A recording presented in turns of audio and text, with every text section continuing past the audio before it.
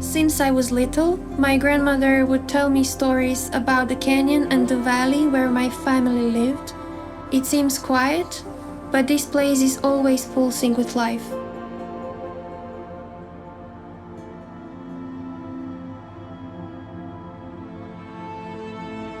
Komarnica is threatened to become another dead zone.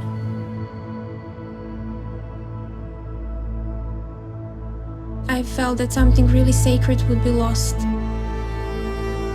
We decided that we will not let it happen.